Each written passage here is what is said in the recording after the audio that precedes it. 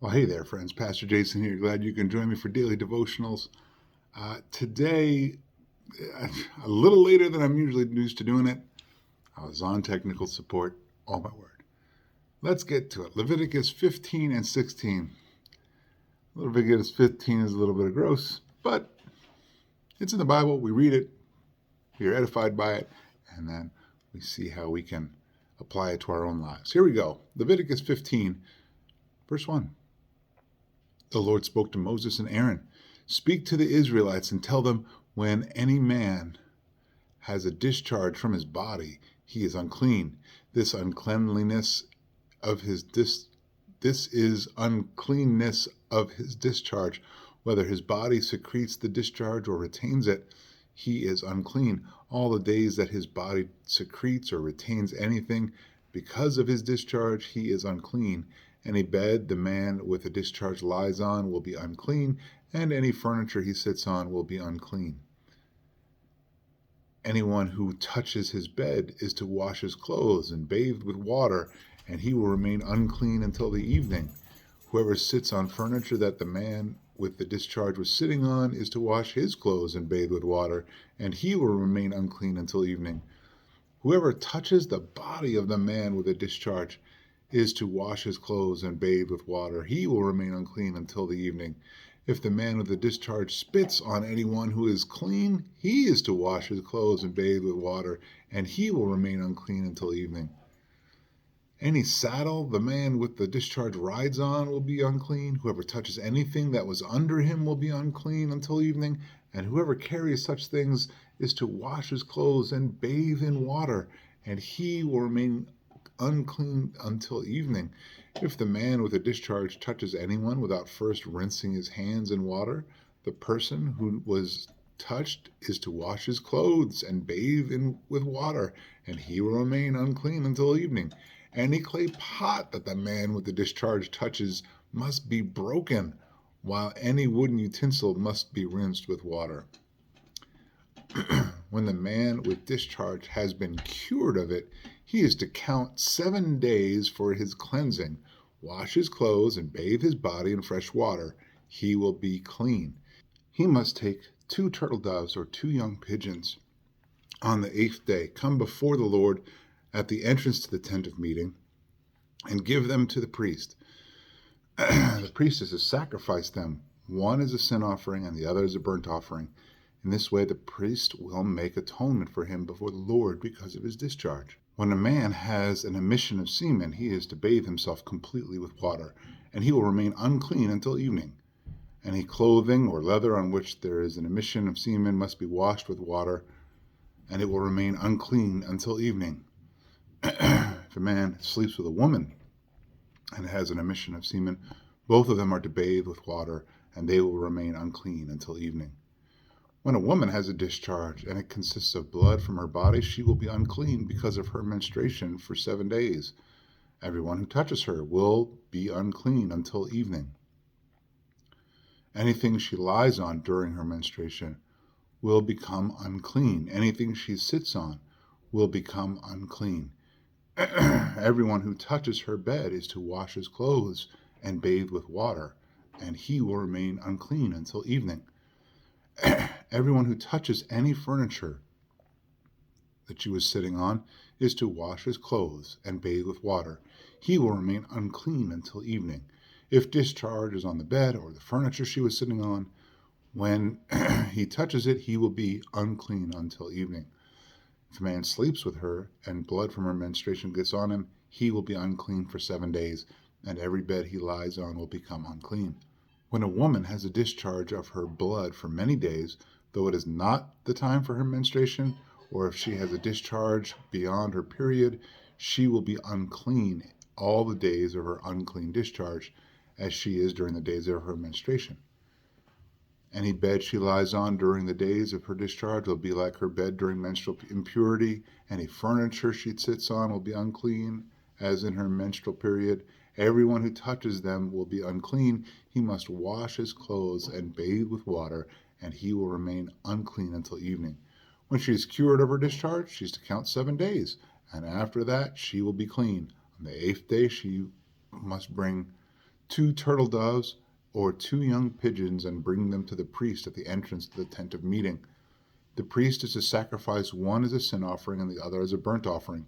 In this way, the priest will make atonement for her before the Lord because of her unclean discharge. You must keep the Israelites from their uncleanness, so they do not die by defiling my tabernacle that is among them. This is the law for someone with a discharge, a man who has an emission of semen, becoming unclean by it, a woman who is in her menstrual period, anyone who has a discharge, whether male or female, and a man who sleeps with an unclean woman. Now Leviticus 16. The Lord spoke to Moses after the death of the 2 of Aaron's sons when they approached the presence of the Lord and died. The Lord said to Moses, "Tell your brother Aaron that he may not come whenever he wants to into the holy place behind the veil in front of the mercy seat on the ark, or else he will die, because I appear in the cloud above the mercy seat." Aaron is to enter the most holy place in this way, with a young bull for a sin offering and a ram for a burnt offering. He is to wear a holy linen tunic, and linen undergarments are to be on his body. He must tie a linen sash around him and wrap his head with a linen turban. These are holy garments. He must bathe his body with water before he wears them. He is to take from the Israelite community 2 male goats for a sin offering and 1 ram for a burnt offering. Aaron will present the bull for his sin offering and make atonement for himself and his household. Next, he will take the 2 goats and place them before the Lord at the entrance to the tent of meeting. After Aaron casts lots for the 2 goats, 1 lot for the Lord and the other for Azazel, he is to present the goat chosen by lot for the Lord and sacrifice it as a sin offering. But the goat chosen by lot for Azazel is to be presented alive before the Lord to make purification with it by sending it into the wilderness for Azazel. When Aaron presents the bull for his sin offering and makes atonement for himself and his household, he will slaughter the bull for his sin offering. Then he must take a fire pan full of fiery coals from the altar before the Lord, and 2 handfuls of finely ground fragrant incense, and bring them inside the veil. He is to put the incense on the fire before the Lord, so the cloud of incense covers the mercy seat that is over the testimony, or else he will die. He is to take some of the bull's blood and sprinkle it with his finger against the east side of the mercy seat. Then he will sprinkle some of the blood with his finger before the mercy seat 7 times. When he slaughters the male goat for the people's sin offering and brings his blood inside the veil, he must do the same with its blood as he did with the bull's blood. He is to sprinkle it against the mercy seat and in front of it. He will purify the most holy place in this way for all their sins because of the Israelites' impurities and rebellious acts. He will do the same for the tent of meeting that remains among them, because it is surrounded by their impurities. No one may be in the tent of meeting from the time he enters to make atonement in the most holy place until he leaves after he has made atonement for himself, his household, and the whole assembly of Israel. Then he will go out to the altar that is before the Lord to make atonement for it. He is to take some of the bull's blood and some of the goat's blood and put it on the horns on all sides of the altar. He is to sprinkle some of the blood on it with his fingers 7 times to cleanse and set it apart from the Israelites' impurities. When he has finished purifying the most holy place, the tent of meeting, and the altar, he is to present the live male goat.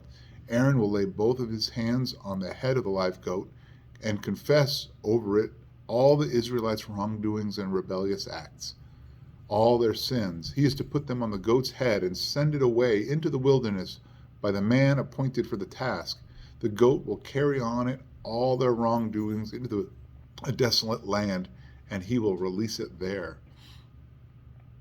Then Aaron is to enter the tent of meeting, take off the linen garments he wore when he entered the most holy place, and leave them there.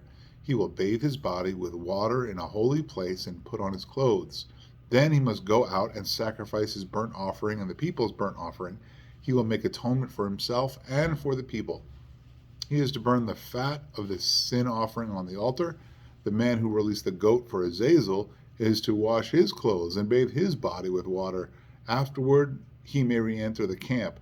The bull for the sin offering and the goat for the sin offering, whose blood was brought into the most holy place, is to make atonement, must be brought outside the camp, and their hide, flesh, and dung burned up. The one who burns them is to wash his clothes and bathes himself in water.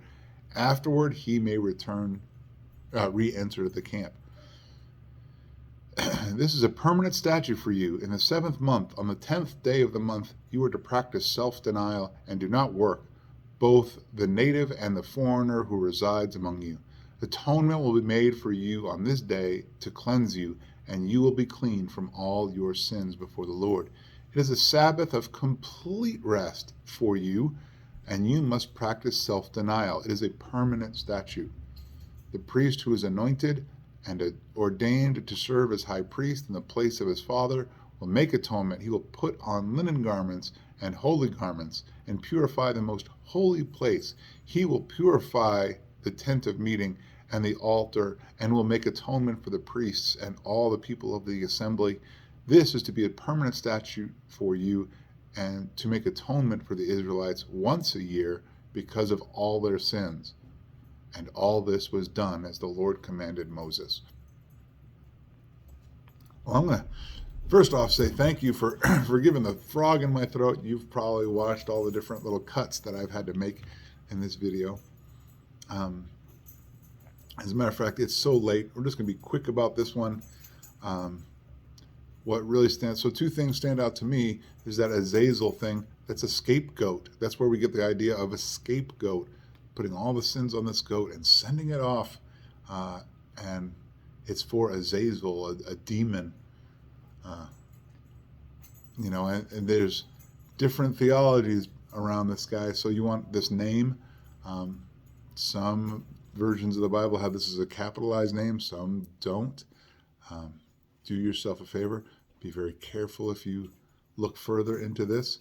Just know that it was symbolic of getting the sin as far as the east is from the west, from the people, to get it out into the wilderness and get it away from the people.